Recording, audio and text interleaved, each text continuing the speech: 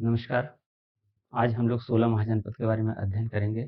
16 महाजनपद भारत की वह राजनीतिक व्यवस्था है जो वैदिक काल के बाद विकसित हुई। यह व्यवस्था लगभग 6ठी शताब्दी ईसा पूर्व में अस्तित्व में आई थी।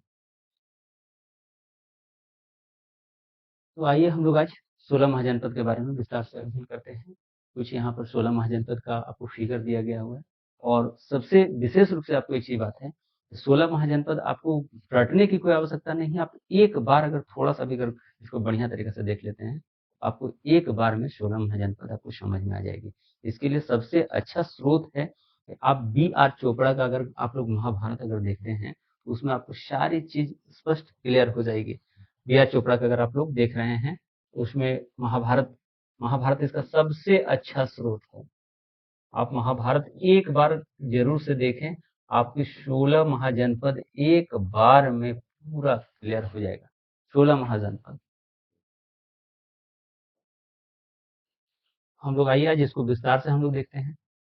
पहले ही हम लोग रेफरेंस दिए हुए हैं कि अगर आप लोग महाभारत देखते हैं, महाभारत जो केंद्र बिंदु है, महाभारत का जो केंद्र बिंदु है वह कौरव और पांडव, कौरव और पांडव हैं।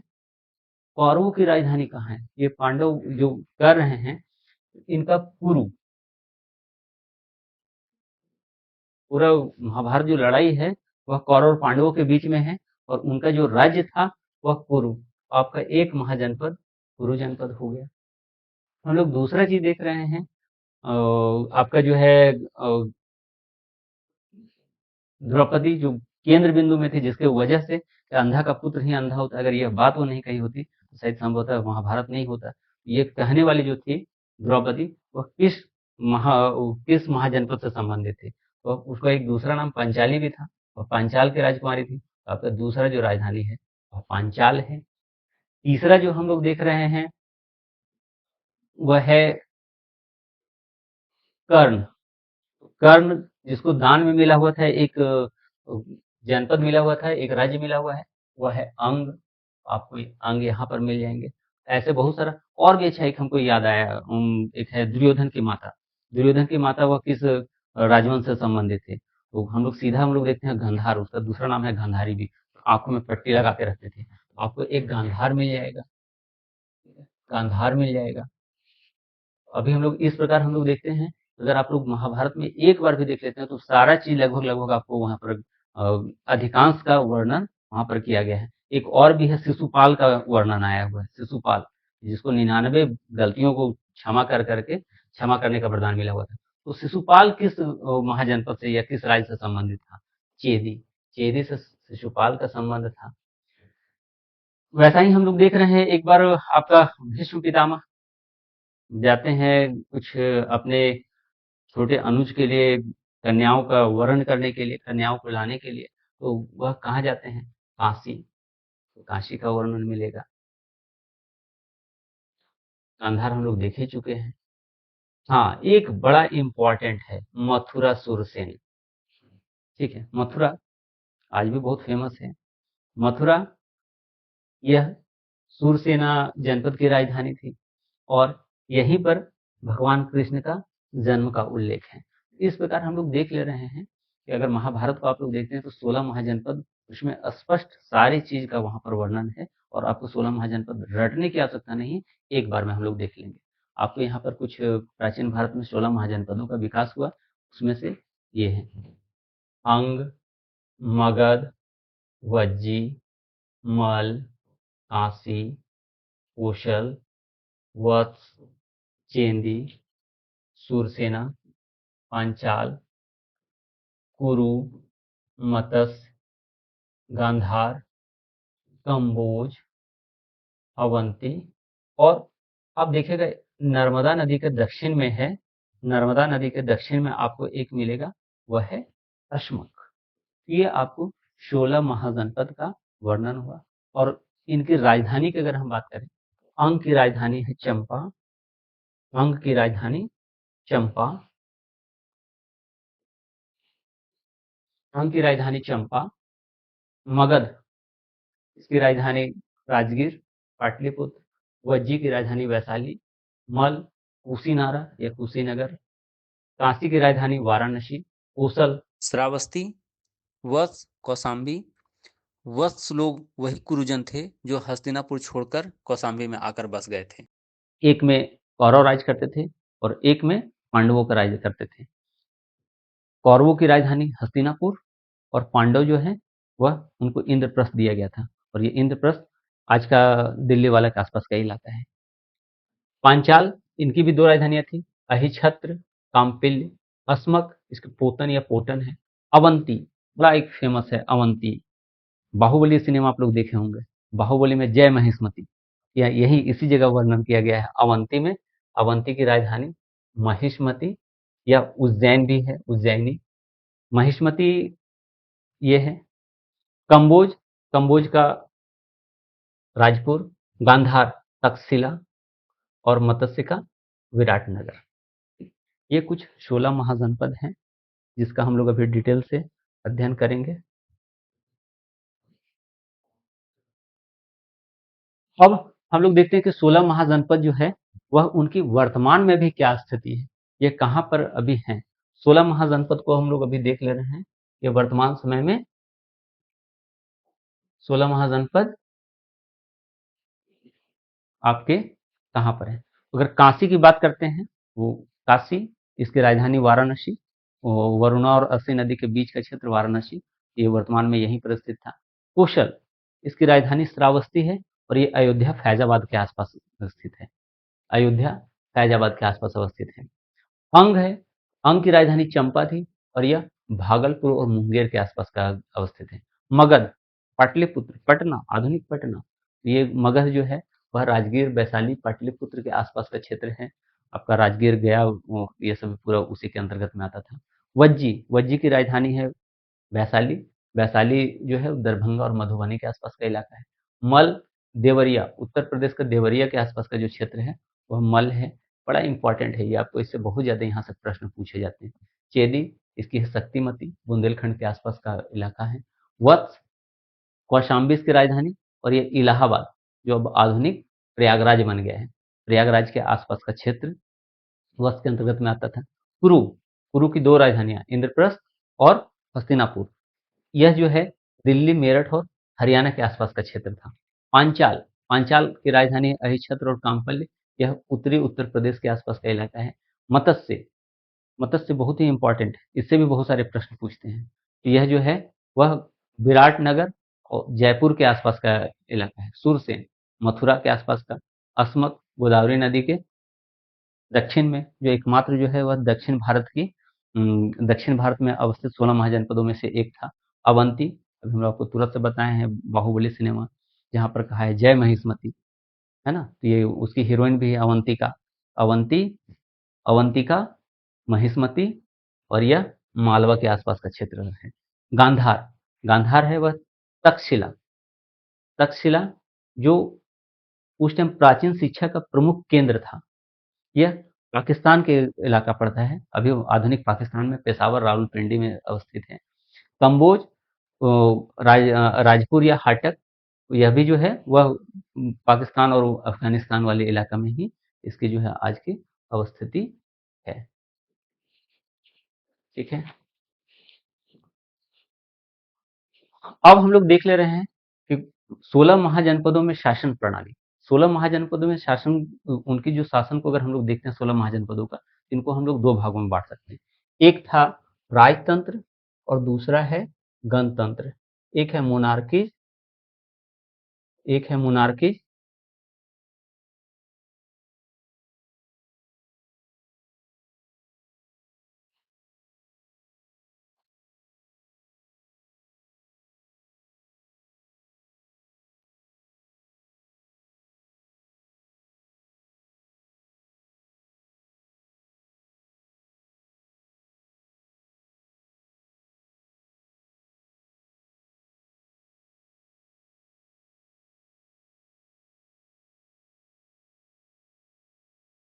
तो हम लोग देख ले रहे हैं 16 महाजनपदों को शासन प्रणालियों के आधार पर हम लोग इसको दो भागों में बांट सकते हैं। एक राजतंत्र और दूसरा गणतंत्र। एक है हमारा मोनार्की और दूसरा है रिपब्लिक्स। मोनार्की में, राजतंत्र में शासन का जो प्रमुख है वह राजा होता था। जो सत्ता निर्णय लेने की जो क्षमता है वो किसी एक व्यक्ति के हाथों में होती थी। और यहाँ पर जो राजा बनता था वह वंशानुगत होता था, राजा का बेटा ही अगला राजा होता था। गणतंत्र में हम लोग देख रहे हैं या गणराज्य वाले जनतांत्रिक राज्यों में हम लोग देख रहे हैं, यहाँ पर जो सत्ता है वो किसी एक व्यक्ति के हाथों में केंद्रित ना होकर के कुछ गण या कुछ प्रमुख व्यक्तियों का संघ मिल करके जो है वह शासन को संभालते थे। और निर्णय जो यहाँ है इम्पॉर्टेंट है, निर्णय जो यहाँ है वह सभा में ली जाती थी। और ये आपके लिए सभा है तो बहुत ही इंपॉर्टेंट है, यहाँ से कितने बार प्रश्न पूछे गए हैं।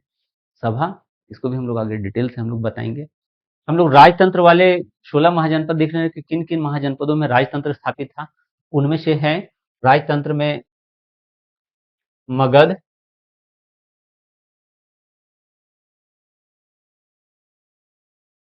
मगध, अंग, काशी, वत्स, चेदी, पांचाल, अवंती,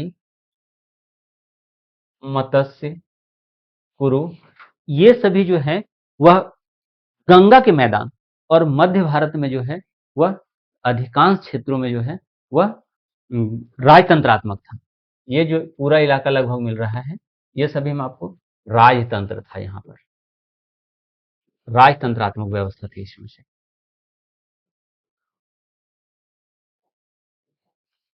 और गणतंत्र वाले अगर हम लोग अगर महाजनपद देख ले रहे हैं, गणतंत्र में जनपद में आपको प्रमुख से मिलेंगे वज्जी, मल, शाक्य, कोलिय, सुरसेना,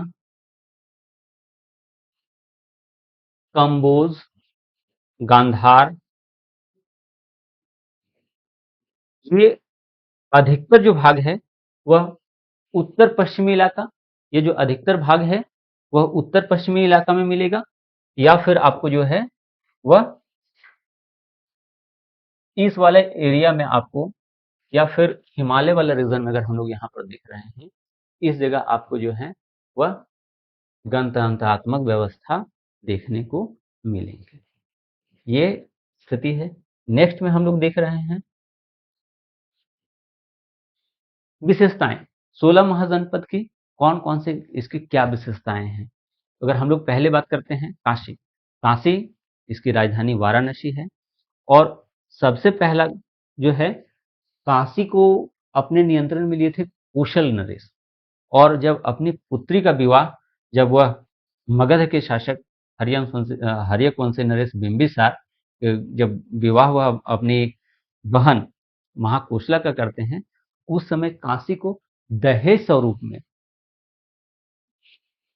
दे देते हैं। दूसरा है कौशल, दूसरा जो हमारा प्रमुख है महाजनपद वह है कौशल। कौशल की राजधानी श्रावस्ती। और यहाँ पर एक इम्पॉर्टेंट जो बहुत इसकी विशेषताएं हैं वह है धर्म का प्रचार। तो सर्वाधिक जो है गौतम बुद्ध इसी कौशल महाजनपद में ही सर्वाधिक जो है वह अपना प्रचार किए हैं। सर्वाधिक प्रचार जो है धर्म का वह इसी महाजनपद में करते हैं। और यहाँ पर एक घटना का भी, शायद अगर आप लोग इस घटना को पढ़े होंगे, अंगुलीमाल वाले डाकू का घटना अगर आप लोग को याद होगा तो यहीं पर यह घटना घटित हुआ था। क्या है अंगुलीमाल वाला? उसने 100 आदमियों की हत्या करने का प्रण लिया था कि मैं 100 आदमियों की हत्या करूंगा। और जब महात्मा बुद्ध कौशल में अपना जो है प्रसेनजित को धर्म का उपदेश दिए, इसके बाद वह उपदेश के पश्चात जब जा रहे होते हैं, जिस रास्ते से जाते हैं तो उनके अनुयायियों ने उनको रोका कि प्रभु इस रास्ते से मत जाइए। गौतम बुद्ध पूछते हैं क्यों, क्या हुआ? बोलते कि भाई इस रास्ते पर ही भगवान वह खतरनाक उंगली माल वाला डाकू रहता है। आप जानते नहीं वो जो भी उस रास्ते से गुजरता है वह उसकी हत्या कर डालता है। जो महात्मा बुद्ध है वह इस चीजों को अनसुना करते हैं और उसी मार्ग पर चले जाते हैं। उनके भक्त भी उनको छोड़ देते हैं, अब जाइए, प्रभु को कोई समझा नहीं सकता है। गौतम बुद्ध अपने मिजाज से चले जाते हैं।